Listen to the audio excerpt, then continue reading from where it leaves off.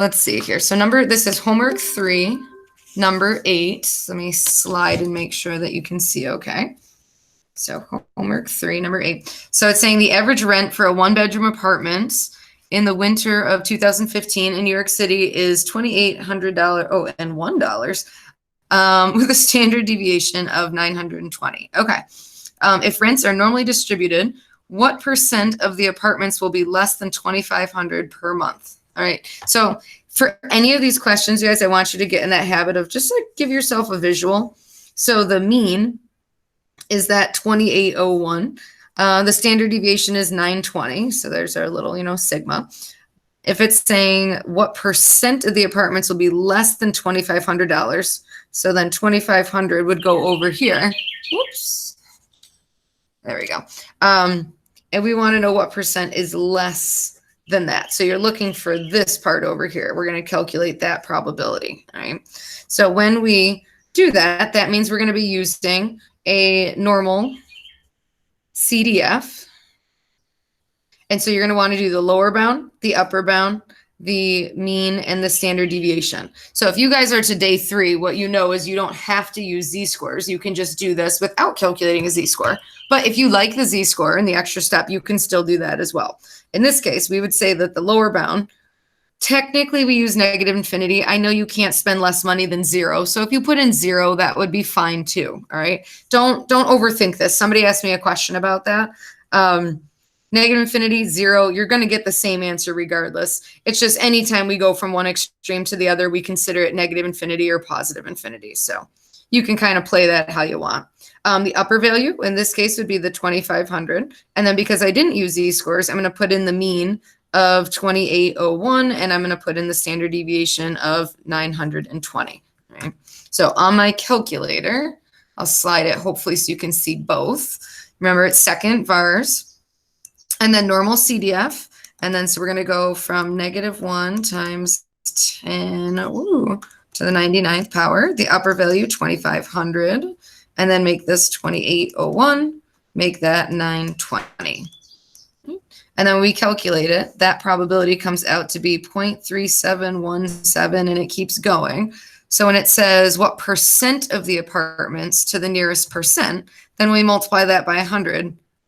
We would say 37% of the apartments, right, are going to cost less than that $2,500 because that's a big old budget right there. So that's 37% right there. And now because people had asked about parts B and C, I'm going to quick do those ones as well. And then I might stop recording. It depends what else you guys want to go over. But part B, it's saying if rents are normally distributed, how realistic is it to believe that you'll be able to rent a 1-bedroom apartment for less than $1,500 per month? Justify your answer. Now, obviously, we can tell like right now it's very unrealistic. But if we want to throw some mathematics behind it, yeah, play that same game. Here's 2801. Less than 1,500 would be that tiny little chunk over here. Oops, there we go. And so I can almost do the exact same thing we just did a moment ago. The lower bound, I'm going to keep the negative infinity. The upper bound, just now make that 1,500. And then the mean and the standard deviation would stay exactly the same. So it's nice and easy to put into the calculator because I can just do second vars. And I'm going to leave everything the same, but I'm just going to change that to 1,500. And then that comes out to be 0.0786. So it's about, 7 or 8%, if we run around it, chance that you're going to spend less than that. So when it just says how realistic, I mean, there's no exact cutoff. This is something that you guys can just comment on, so there's 8% chance. So it's not likely or not very realistic that you're going to find that apartment, right? Probably be a hole in the ground too, but whatever. And then the last part C, 1-bedroom apartments with a doorman and views, blah, blah, blah, is listed at 5,000. When it's saying how rare is it, you actually want to go like the other direction with this. So you'd want to think of is what percent lies above that? What percent is like 5,000 or more dollars? Because that sometimes doesn't always completely translate for people as to like, what am I supposed to do with that last one? So figure out that little percentage above that. So in that case, you would do the normal CDF. The lower bound would be the 5,000. The upper bound we'd treat as infinity. which, because, an infinite, I don't want to cap how much money you could spend, and then keep the 2801 and keep the 920. All right. So if I go in and just do those couple of things, and let me just change those values. So 5,000, and then take it up to 1 times 10 to the 99th power, keep everything else the same. That comes out to be 0.0084 and so on. So it's not even, when you move that decimal over, it's not even like 1%. It would round up basically to about a 1% chance that it would cost that much money. So when it's saying how rare is it, I would say it's, very rare that you would be spending that much money there. Whether you needed to see all 3 parts, now you've seen them. Right? What other questions, you guys? You can put it in the chat, or you can unmute yourself. What does it mean when the data is normally distributed? It means it fits that curve. So it means that the majority of the data is right mounted in the center, and then there's a little bit above and a little bit below. So anytime it says it's normally distributed, it means it fits that bell curve shape. Right? So there's a lot of things that are normally distributed. So like SAT scores, because there's enough people that take them, usually are normally distributed. Like most kids get right around that, average value. Some kids are going to get that 800. Some are going to stink it up and get a 200. But that's what it means to be normally distributed. So like if I took your guys' test grades off of like a single test, they're probably not normally distributed, especially this year. You guys are really smart. So most kids, clump up towards the high end of things. And then maybe there's just like a couple stragglers down at the bottom. I don't really see this like only a couple kids scoring near 100 and only a couple kids failing. And then everybody's at a 75. That's not quite the case. But that's what it means when it says that they're normally distributed, that the majority is right around the center and then a little above, a little below. Let's see. On notes, question 1D, is the normal curve with percent the same as on the Yes. So you can, if you wanted to by hand, you could go back and use those charts. The only downfall of that is if, where your value falls isn't exactly at a nice Z-score, exactly 1 standard deviation above or 2 standard deviations above, then you can't really accurately like calculate the probabilities. But yes, the ones that in the calculator, like when we do this whole normal CDF, it's the exact same curve that's matching the curve that was on those first few days of notes.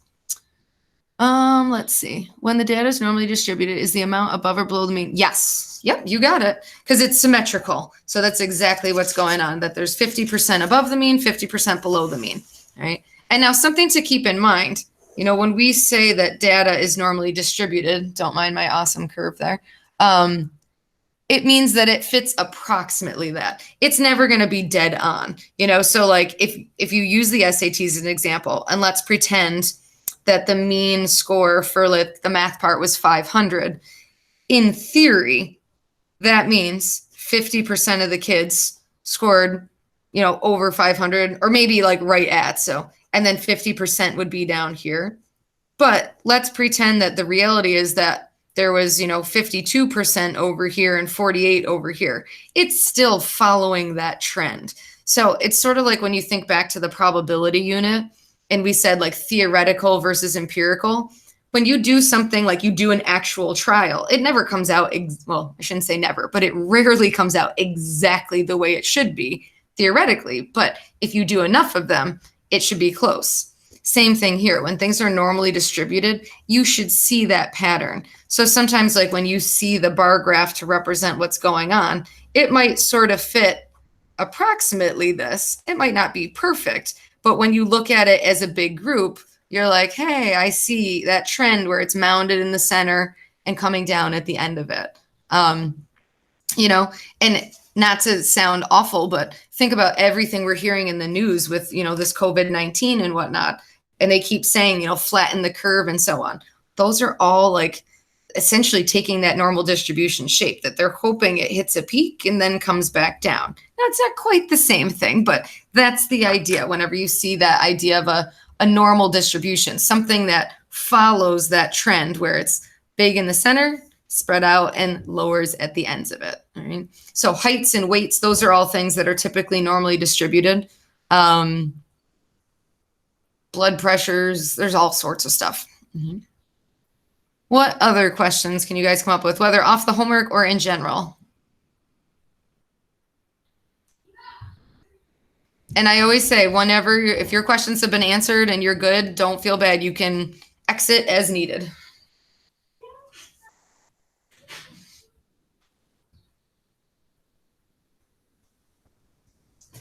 Awesome. Thanks, Marion. Teddy's over here, buddy. He's eating his phone. Get your face out of there. All right. Grace is waving hi at you guys. Anything else? Notes 1. Question D, how did I get the percentages? Let me find, yeah, Gracie, please don't do that. Let me find notes 1. This is a fun game. I feel like the longer we're home, like the crazier my stuff is over here. That's notes 2. Ooh, notes 1, yay. Okay. Notes 1, question, let me go back and see what you wrote. Question 1D. Okay, let me find. Oh, okay, so let's see. So that's this guy right here. Let me switch back. Okay. Here we go. Okay, so refer to your normal curve with percent charts, add the percents that are 1 standard deviation above the mean and 1 standard deviation below the mean. Okay, so the normal curve chart that it's talking about is, let's see, was it at the back of that note sheet or not? Maybe it was on day 2. What, baby? No.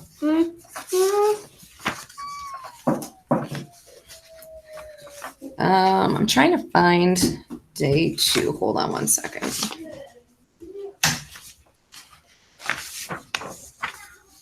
Let's see. I see homework 2.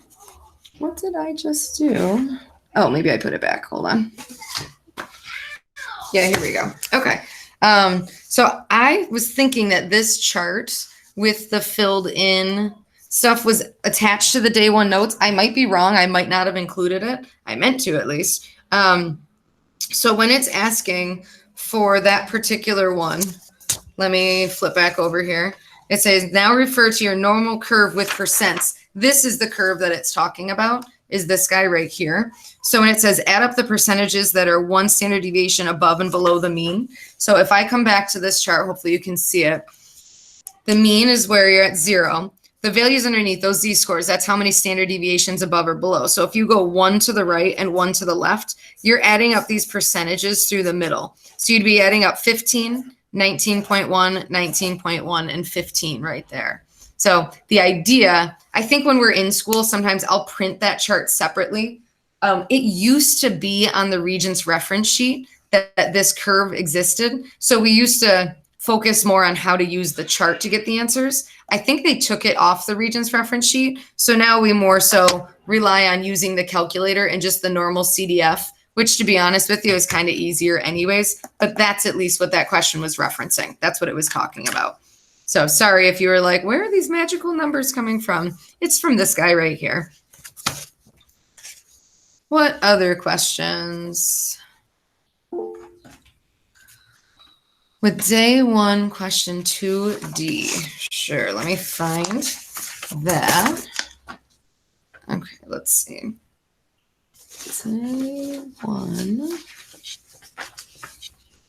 All right, homework 1. Question 2D. Okay. So question 2 says the weights of nickels follow a normal distribution. The mean is 5, standard deviation is 0.06. Okay. So the part D of it says a nickel has a z-score of negative 2.11. What is the weight of the nickel? Oh, okay. So this one's actually asking you to work backwards. So I'm just trying to make sure you can see where I'm writing. I think you can. I'll slide up. There we go. All right. So as a reminder, the z-score, the way to calculate it is it's whatever the observed score is minus the mean divided by the standard deviation. So there's my little shorthand there. So what you're going to do for part D is I want you to plug in for the z-score. So on the left would go the negative 2.11. Since you're looking for the weight, we're looking for the observed score. I'm just going to throw an X in there. That's what we're trying to find, is that piece of it right there. Right? And then you're going to subtract the mean, which was 5.0, and then divide it by the standard deviation of 0.06. So what I would do with this is you can either throw this over 1 and create a proportion and cross multiply, or you could simply realize like, hey, I can multiply that 0.06 out. That's totally up to you. Let me grab my calculator because I can't do that in my head. So 2.11 times 0.06. So that's going to be negative 0.1266 and then equals x minus 5.0.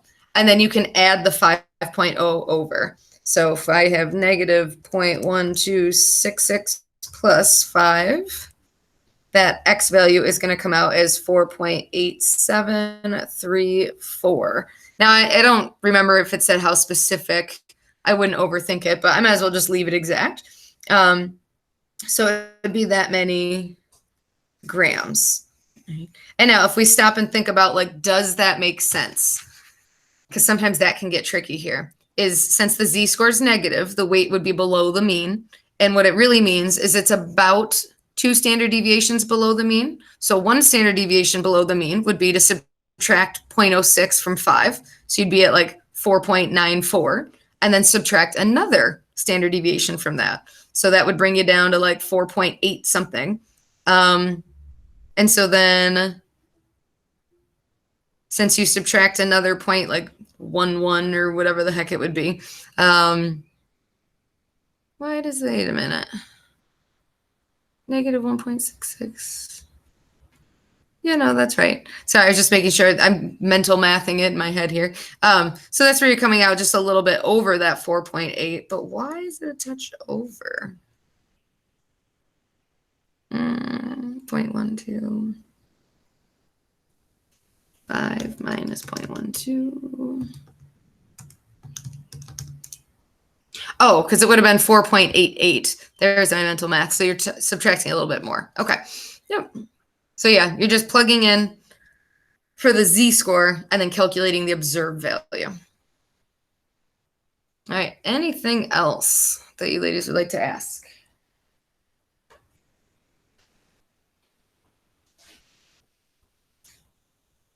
Let's see.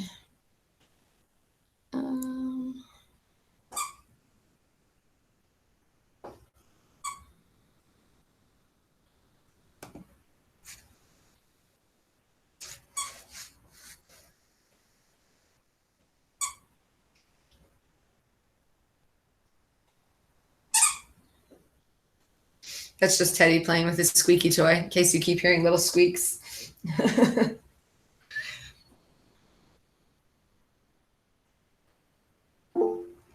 Okay, awesome. Thanks, Em. Good. Sounds great, Hannah. Thanks, ladies. Have a good one.